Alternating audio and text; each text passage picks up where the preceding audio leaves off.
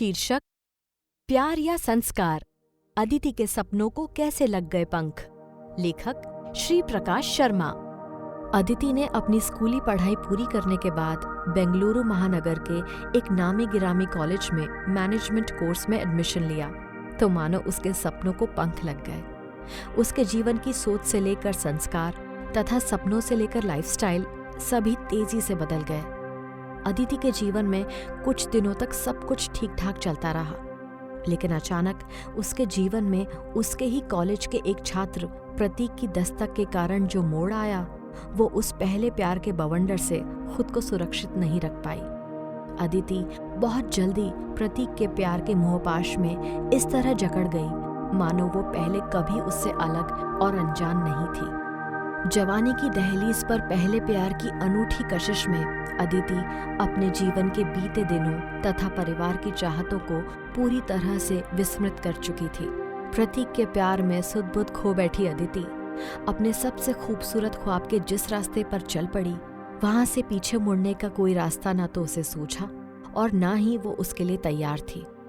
गर्मी की छुट्टी में जब अदिति अपने घर वापस आई तो उसके बदले हाव भाव देखकर उसकी अनुभवी माँ को बेटी के बहके पांवों की चाल समझते देर नहीं लगी। जल्दी ही छिपे प्यार की कहानी किसी आईने की तरह बिल्कुल साफ हो गई और माँ को पहली बार अपनी गुड़िया सरीखी मासूम बेटी अचानक ही बहुत बड़ी लगने लगी। अदिति ने अपनी माँ से प्रतीक से शादी के लिए शुरू में तो काफी विनती की, लेकिन माँ के इनकार को देखते हुए वो जिद पर अड़ गई। अदिति के पिता तो उसी वक्त गुजर गए थे जब अदिति ठीक से चलना भी नहीं सीख पाई थी। माँ और बेटी के अलावा उस छोटे से संसार में प्रतीक के प्रवेश की तैयारी के लिए एक बड़ा द्वंद्व और दुविधा का जो माहौल तैयार हो गया था, वो सबके लिए दुखदायी था। जिसकी मध्यम लौ में माँ को अपनी बेटी के चिरपोषित सपनों की दुनिया जल जाने का मंजर साफ नजर आ रहा था। माँ, तुम समझती क्यों नहीं हो? मैं प्रतीक से सच्चा प्यार करती हूँ। वो ऐसा वैसा लड़का नहीं है। वो अच्छे घर से है और निहायत शरीफ है। क्या बुरा है अगर मैं उससे शादी करना चाहती हूँ? अदिति ने बड़े साफ लहजे में अपनी माँ को अपने विचारों से अवगत करवाया। माँ अपनी बेटी के इस कठोर निर्णय से काफी आहत हुई, लेकिन खुद को संयमित करते हुए अदिति को अपने सांस्कारिक मूल्यों और पारिवारिक जिम्मेदारियों का एहसास करवाने की काफी कोशिश करती हुई बोली, बेटी, मैं सब कुछ समझती हूँ, लेकिन अपने भी कुछ संस्कार होते हैं। तुम्हारे पिता ने तुम्हारे लिए क्या क्या सपने संजो रखे थे, लेकिन तुम उन सपनों का इतनी जल्दी गला घोंट दोगी, इस बारे में तो मैंने सपने में भी नहीं सोचा था। अपनी जिद छोड़ो और अपने भविष्य को संवारो। प्यार, मोहब्बत और शादी के लिए अभी बहुत वक्त पड़ा है। माँ, आप समझती नहीं है, प्यार संस्कार नहीं देखता। ये तो जीवन में देखे गए सपनों का प्रश्न होता है। मैंने प्रतीक के साथ जीवन के न जाने कितने खूबसूरत सपने देखे हैं, लेकिन मैं ये भूल गई थी कि मेरे इंद्रधनुषी सपनों के पंख इतनी बेरहमी से कुतर दिए जाएंगे। आखिर तुम्हें मेरे सपनों के टूटने से क्या? बेटी, सच पूछो तो प्रतीक के साथ तुम्हारा प्यार केवल तुम्हारे जीवन के लिए नहीं है। जीवन के रंगीन सपनों के दिलकश पंख पर बेतहाशा उड़ने की जिद में अपनों को लगे जख्म और दर्द के बारे में क्या तुमने कभी सोचा है? प्यार का नाम केवल अपने सपनों को साकार होते देखना भर नहीं है। वो सपना सपना ही क्या, जो अपनों के दर्द की दास्तान की सीढ़ी पर चढ़कर साकार किया गया हो। आज तुम्हें मेरी बातें बचकानी लगती होंगी, लेकिन मेरी मानो, जब कल तुम भी मेरी जगह पर आओगी और तुम्हारे अपने इस तरह की नासमझी की बातों को मनवाने के लिए तुमसे जिद करेंगे, तो तुम्हें पता चलेगा कि दिल में कितनी पीड़ा होती है। मन में अपनों द्वारा दिए गए क्लेश का शूल कितना चुभता है। अदिति अपनी माँ के मुंह से इस कड़वी सच्चाई को सुनकर थोड़ी देर के लिए सन्न रह गई। उसे ऐसा प्रतीत हुआ जैसे किसी ने उसकी दुखती रग पर अनजाने ही हाथ रख दिया हो। उसके जहन में अनायास ही बचपन से लेकर अब तक अपनी माँ द्वारा उसके लालन पालन के साथ साथ पढ़ाई के खर्चे के लिए संघर्ष करने की कहानी का हर दृश्य किसी सिनेमा की रेल की भांति दौड़ता चला गया। अनायास ही उसकी आंखें भर आईं। मन पर भ्रम और दुविधा की लंबे अरसे से पड़ी धूल की परत साफ हो चुकी थी और सब कुछ किसी शीशे की तरह साफ साफ प्रतीत होने लगा था। लेकिन बीते हुए कल के उस दर्द के आंसू को अपनी माँ से छिपाते हुए वो भागकर अपने कमरे में चली गई।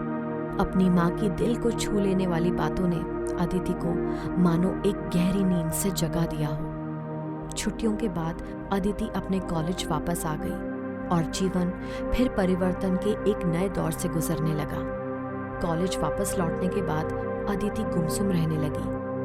प्रतीक से भी वो कम ही बातें करती थी, बल्कि उसने उसे शादी के बारे में अपनी माँ की मर्जी से भी अवगत करवा दिया और इस तरह मंजिल तक पहुंचने से पहले ही दोनों की राहें अलग अलग हो गईं। कॉलेज के अंतिम वर्ष में कैंपस सिलेक्शन में प्रतीक को किसी मल्टीनेशनल कंपनी में ट्रेनी मैनेजर के रूप में यूरोप का असाइनमेंट मिला और अदिति ने किसी दूसरी मल्टीनेशनल कंपनी में क्वालिटी कंट्रोल एग्जीक्यूटिव के रूप में अपनी प्लेसमेंट की जगह बेंगलुरु को ही चुन लिया।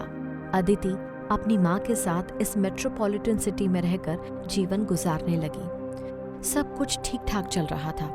इसी बीच कंपनी ने अदिति को 1 वर्ष के फॉरेन असाइनमेंट पर ऑस्ट्रेलिया भेजने का निर्णय लिया।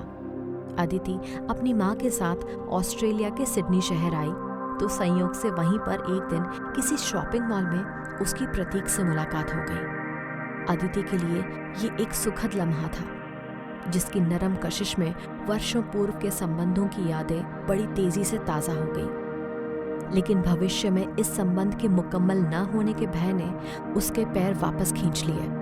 प्रतीक अपने क्वार्टर में अकेला रहता था और अक्सर हर रोज शाम के वक्त अदिति के घर पर आ जाया करता था।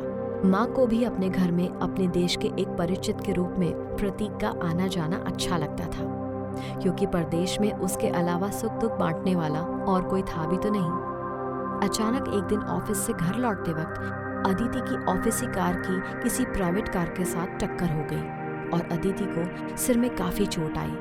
महीने भर तक अदिति हॉस्पिटल में एडमिट रही और इस दौरान उसका और उसकी माँ का ध्यान रखने वाला प्रतीक के अलावा और कोई नहीं था। प्रतीक ने मुसीबत की इस घड़ी में अदिति और उसकी माँ का भरपूर ध्यान रखा और इसी बीच अदिति और प्रतीक फिर से कब एक दूसरे के इतने करीब आ गए कि उन्हें इस बात का पता ही नहीं चला।